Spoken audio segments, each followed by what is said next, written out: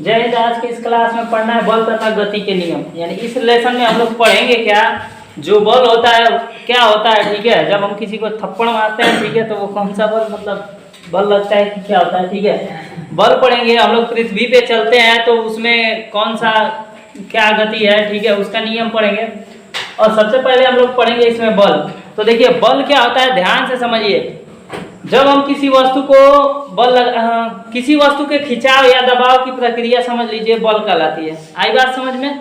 मान लीजिए ये बेंच है, बेंच को हम इधर धक्का देंगे, ठीक है, तो वो थोड़ी दूर जाएगी, तो उस पर क्या हो रहा है, एक तरह का बल लग रहा है। आई बात समझ में। तो बल की डिफिनेशन क्लियर है ना। और उसके बाद बल की डिफिनेशन के बाद याद रखिए क्या होता है, बल का मात्रक क्या होता है, याद रखिएगा। तो बल का मात्रक होता है न्यूटन होता है। ठीक है, बल का मात्रक क्या होता है, न्यूटन।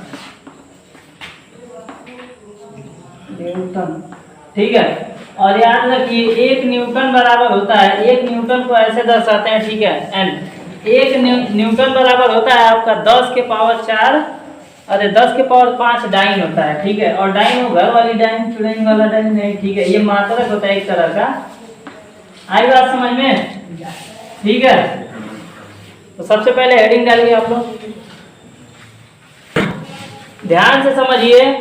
हाँ, बल का एसआई मात्रक अगर पूछे तो क्या होता है, बल का एसआई मात्रक क्या होता है, न्यूटन। आई बात समझ में। ये बहुविकल्पी में कभी कभी पूछता है, बड़े बड़े पेपरों में। ठीक है, बड़े बड़े पेपरों में छोटी छोटी घटनाएं होती रहती है। देखो उसके बाद बल के प्रकार। ठीक है, बल के प्रकार आते हैं। देखिए बल कितने प्रकार के होते हैं, याद रखिए। बल तो वैसे कई प्रकार के, गुरुत्वाकर्षण बल, फलाना बल, फलाना फलाना, ऐसे कई हैं। लेकिन उससे पहले हमको ये देखना है कि संतुलित बल और असंतुलित बल क्या होते हैं। ठीक है, सबसे पहले आते हैं संतुलित बल की। यानी ऐसा बल, यानी जब किसी वस्तु पर हम बल लगाते हैं तो उसकी स्थिति एवं आकार में कोई परिवर्तन नहीं होता है, वो संतुलित कहलाता है। यानी 100 से संतुलित, 100 से सेम से, यानी नो चेंजिंग। जैसे दीवार पे हम बाहुबली बल में है, यानी दीवार पे हम धक्का लगा रहे हैं तो ये क्या है, हिल डुल नहीं रहा है, इसकी स्थिति एवं आकार में परिवर्तन नहीं हो रहा है, तो ये क्या कहलाएगा, संतुलित बल। आई बात समझ में। अब उसके बाद असंतुलित बल क्या होगा, जब हम क्या करेंगे, फुलौना लेके फुलाते हैं, ठीक है, तो जब फुलाते हैं उसके बाद जब उसको दबाते हैं तो क्या होता है, वो फूट जाता है। तो इतना बढ़िया फुलाए थे और उसके बाद क्या हुआ, पचक गया उसका कि नहीं।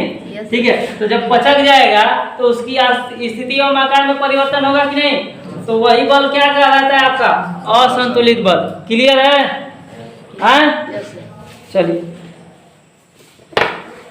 चलिए ध्यान से देखिए। सबसे पहले न्यूटन के गति के नियम। न्यूटन ने गति के संबंध में कितने नियम दिए हैं, 3। और गति के समीकरण कितने हैं, 3। ठीक है, तीनों पिछले लेसन में पढ़ा चुके हैं। गति का समीकरण भी न्यूटन ने दिया था, और गति का नियम भी किसने दिया, न्यूटन ने, 3। ठीक है, दोनों 3 है। उसके बाद आता है गति का प्रथम नियम। सीबीएसई वाले ध्यान से देखेंगे, फर्स्ट लॉ ऑफ मोशन। ठीक है, इसे ही कहते हैं, या लॉ ऑफ इनर्शिया, यानी जड़त्व का नियम।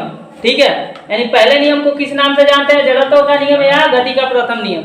दूसरे नाम से, अरे दूसरा नियम क्या है, गति का द्वितीय नियम, सेकेंड लॉ ऑफ मोशन लिख दिया है। इसे बल के नियम से जानते हैं। ठीक है, इसके बारे में अभी डिटेल करेंगे।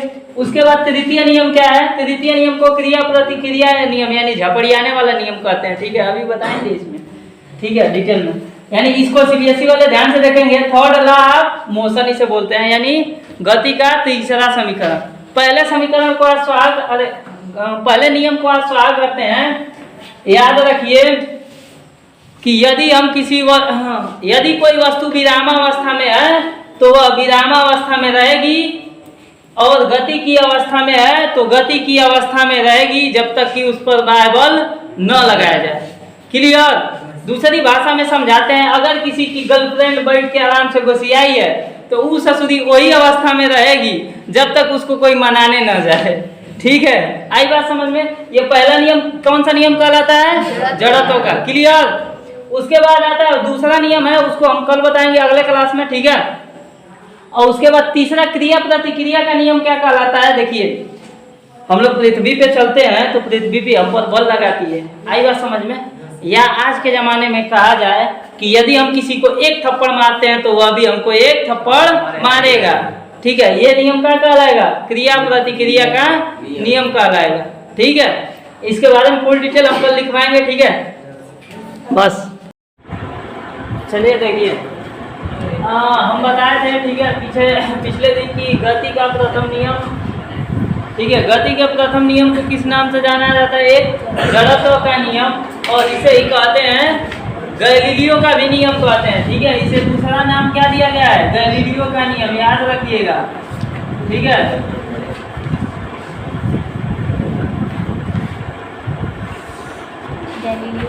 हाँ देखिए, सबसे पहले ना जड़त्व के बारे में गैलीलियो ने बताया था, लेकिन अच्छे से बता नहीं पाए। आई बात समझ में? अच्छे से बता नहीं पाए तो ये जब आए न्यूटन से जना तो उनमें थोड़ा क्या कर दिए, सुधार कर दिए बढ़िया से। ठीक, और वह सुधार करके नया नियम बना दिए। ठीक है, जिसे कहा किसका? न्यूटन का गति विषयक नियम कहा गया, यानी प्रथम नियम कहा गया। गैलीलियो का सुधार कर दिए तो इनका नियम बन गया। आई बात समझ में? अब जड़त्व होता क्या है, ध्यान से समझते हैं। जड़त्व हम कल बताए थे, यदि कोई वस्तु विरामावस्था में है या गति की अवस्था में है तो गति की अवस्था में रहेगी या विराम की अवस्था में रहेगी जब तक उस पर बल न लगाया जाए। आई बात समझ में? अब देखिए, यहाँ से जड़त्व को प्रकार के होते हैं। जड़त्व का दो टाइप होता है। ठीक है, जड़त्व को प्रकार के होते हैं।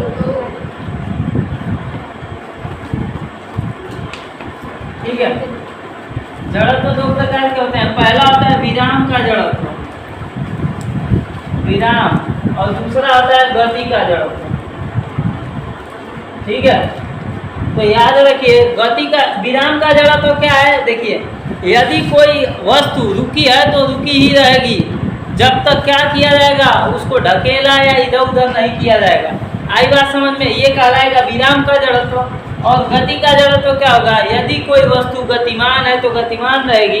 ठीक है, जब तक उस पर क्या किया जाए, बाह्य बल न लगाया जाए। और याद रखिए, विराम का जड़त्व का एग्जाम्पल हम बताते हैं। जैसे कि चादरा देखे घर पे है ना, चादरा यानी कंबल। तो कंबल, इसको केवल हम इसका एग्जाम्पल लिख दे रहे हैं ऐसे। ठीक है, कंबल में जो धूल होता है, ठीक है, कई दिन उसको धोना मत, तो वो उड़ते रहना उसको, ठीक ना, तो मजा आ जाएगा। देखिए, तो जो धूल होता है ना, यानी चादरा में जो धूल होता है उसको ऐसे झटकारेंगे तो जो धूल का कण होगा नीचे गिरेगा। यानी जो चादरवा में क्या था, वो रुका हुआ था ना, एकदम आराम से रुका, यानी विराम। ठीक है, और जैसे ही उसको झटकारे तो किस में हो गया? गति में हो गया।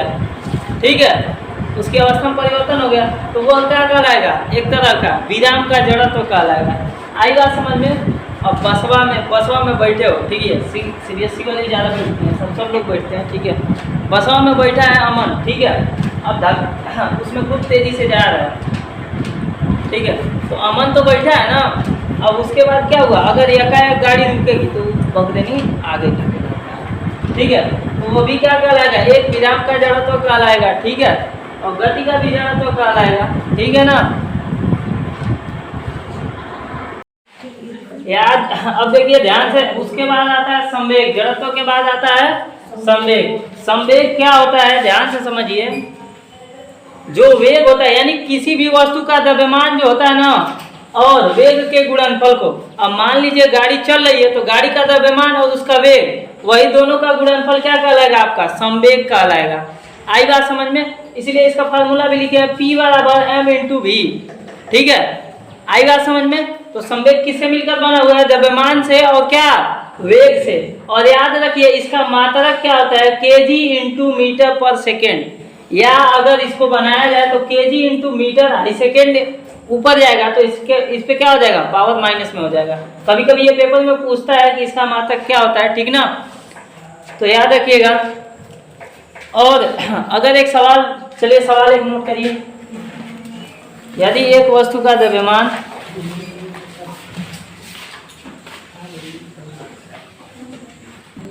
चलिए सवाल क्या बोले हैं? अब देखिए, यही बोले हैं कि एक किलो का पत्थर है, चला 5 किलो का पत्थर है। ठीक है, तो वस्तु का द्रव्यमान कितना हो जाएगा? 5 kg। और दूसरे कितने लूट का कितनी वेग से हो? v का मान कितना? 20। तो वेग का मात्रक मीटर पर सेकेंड, इतने मतलब इतने वेग से उसको क्या किया जा रहा है, लुढ़काया जा रहा है। तो उसका संवेग ज्ञात करना है, ठीक है पंकज। तो P बराबर क्या, टुकुर टुकुर क्या पीछे देख रहे हो, एलियन थोड़े है, देखो ध्यान से। P बराबर mv, ठीक है। तो इसका मान रखिए simply m into v। m का मान कितना है 5, अब इसका मान 20, 5 दूनी 10, आई को जीता हुआ, अब इतना नहीं आएगा किसी को ना, तो धरती पे जीना तुम लोग का समझ लो धिक्कार नहीं, बहुत बड़ा धिक्कार है, ठीक है। ये हो गया संवेग आपका। ये अगला सवाल थोड़ा इसी, देखिए इसी को घुमा करके बोले हैं, ठीक है। कई लोग का आंसर आ गया है, जिनका नहीं आया ध्यान से देखिए। हाँ, इसमें क्या है कि एक वस्तु का वेग दिया है, वेग कितना दिया है भाई 20 मीटर 20 मीटर पर सेकेंड, और उसका संवेग, संवेग आपका बोले हैं कि 200 kg इंटू मीटर पर सेकेंड। इसका द्रव्यमान ज्ञात करना है। P बराबर हो जाएगा m इंटू v, ठीक है। जिसका मान दिया रखिए, इसका मान कितना दिया है 200, m का मान कितना है ज्ञात करना है, तो उसी तरह छोड़ देंगे। v का मान 20, तो इसको ये गुणे में इधर आएगा तो बटे में हो जाएगा, तो 200 बटे में 20 बराबर v, 20 दाम है 200, तो v का मान कितना आ गया 10, और वेग का मात्रक होता है मीटर पर। अच्छा अच्छा, एक मिनट सॉरी, यहाँ पे m का मान हो जाएगा,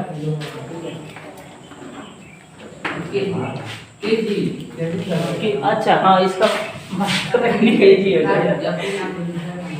क्लियर है ना। ध्यान से समझते हैं न्यूटन का गति का दूसरा नियम, और पूछता है, देखो कभी कभी ना इसको वो उसमें पूछ देता है, कंपटीशन में हम एक बार गए थे लगभग, ठीक है। तो उसमें पूछा था कि न्यूटन का चौथा नियम बल का नियम कहलाता है, ठीक है। तो याद रखिएगा न्यूटन का दूसरा नियम किस नियम से, किस नाम से जाना जाता है, बल के नियम से जाना जाता है, ठीक है। आई बात समझ में, यानी इसमें ये जो मिलेगा ये नियम ना, इसमें बल का संबंधित जो भी है मैटर है। यानी देखिए बल क्या होता है, याद रखिए गति का जो दूसरा इसके अनुसार कि जो संवेग परिवर्तन की दर होती है ना, वही कहलाती है आपकी क्या, वही आपका बल कहलाता है। यानी अगर देखा जाए तो इसको लिख सकते हैं संवेग परिवर्तन की दर। संवेग परिवर्तन की दर क्या कहलाती है आपका बल। बल बराबर क्या होता है, एक बार हम बताए थे, F बराबर m इंटू ए होता है ना, ठीक है। तो संवेग परिवर्तन की दर क्या कहलाएगी, बल। तो बल का मतलब m इंटू ए ना, यही ना। अगर इसके सिद्ध करने की बात है तो संवेग परिवर्तन की दर, एक बात याद रखिए, P बराबर क्या होता है m इंटू v होता है, हैं? अगर मान लीजिए दो वस्तु हैं, ठीक है, तो दो वस्तु हैं तो दोनों का द्रव्यमान होगा, दोनों का वेग होगा, क्योंकि संवेग हम पढ़ रहे हैं ना।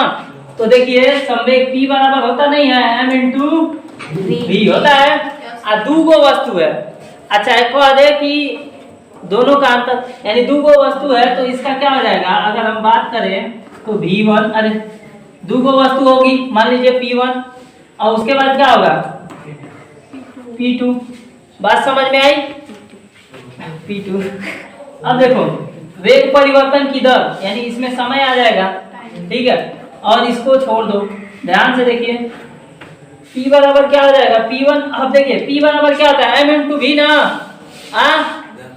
तो m इंटू v का मतलब क्या m1, और v का मतलब v1, और उसके बाद इसका मतलब क्या P2 का मतलब क्या हो जाएगा m2 v2। क्यों m2 v2 लिख रहा है, ये समझ में आ रहा है, क्योंकि यहाँ दो है तो यहाँ ऐसे समझ लो, ठीक है, आसानी से। और t जो है समय बदलेगा ही नहीं। अब मान लीजिए हम 60 किलो के हैं, ठीक है, और गाड़ी पे चल रहा है, तो हम 60 किलो के न रहेंगे। अच्छा पहली गाड़ी पे बैठे चाहे दूसरी गाड़ी पे, आई बात समझ में। यानी कोनो गाड़ी पे हमारा द्रव्यमान तो निश्चित रहेगा ना, तो याद रखिए यहाँ पर द्रव्यमान भी क्या रहेगा, निश्चित रहेगा। यानी इसे हम क्या कह सकते हैं m1 m2 बराबर लिख सकते हैं, क्योंकि m1 हम ही है 60 किलो के, तो हम 60 किलो का रहेंगे। तो m1 v1 माइनस क्या हो जाएगा यहाँ पर m v2 और बटे में t। और देखिए यहाँ पे दोनों में m कॉमन कर देंगे हम, बोलिए। तो m बराबर आपका एक तरह का फार्मूला बनेगा v1 माइनस v2 और बटा में t। तो याद रखिए v1 v2 क्या होता है, वेग में परिवर्तन होता है ना, तो वेग में परिवर्तन होता है। तो यहाँ पे m इंटू, चलिए तो यहाँ पे देखिए v1 v2 यानी क्या होता है, वेग परिवर्तन की दर। तो वेग परिवर्तन की दर क्या कहलाती है, त्वरण कहलाती है। डिफिनेशन लिखे हैं पहले, बहुत पहले, कि वेग परिवर्तन की दर क्या कहलाती है, त्वरण। तो वेग परिवर्तन को नहीं दर्शा रहा है v1 v2, ठीक है। तो यहाँ पे त्वरण को a दर्शा देते हैं और t। तो ये बताओ यहाँ पे m इंटू a आ गया f का मान, ठीक है। यानी क्या इस तरह क्या हो जाएगा, सीधे ये हो जाएगा कि संवेग परिवर्तन की दर क्या कहलाता है, बल कहलाता है। आई बात समझ में। और उसी को क्या बोलते हैं, गति का दूसरा नियम बोलते हैं। क्लियर है, चलिए इसको लिख लीजिए, ठीक है। द्वितीय नियम को याद रखिएगा, ठीक है। F बराबर m इंटू ए, इसको याद रखेंगे। और झोटा का झोटो तुम लोग लड़की सब सुधर नहीं सकती है। चलो देखो हम समझा रहे इधर नियम, तो तुम लोग वीडियो अपने में क्या बदनामी कराना चाहती हो भरी समाज में। ध्यान से देखिए इधर, ये सब बात सीख के सुधर जाओगे तो गड़बड़ हो जाएगा ना फिर, ध्यान से देखो। गति का द्वितीय नियम क्या कहलाता है, बल का नियम। और याद रखिएगा F बराबर m इंटू ए, और ये सब बहुत इंपॉर्टेंट है, ठीक है। अब बात बताते हैं जो जड़त्व होता है। जड़त्व हम बताए थे कि द्रव्यमान पर निर्भर करता है ना, यस सर, ठीक है।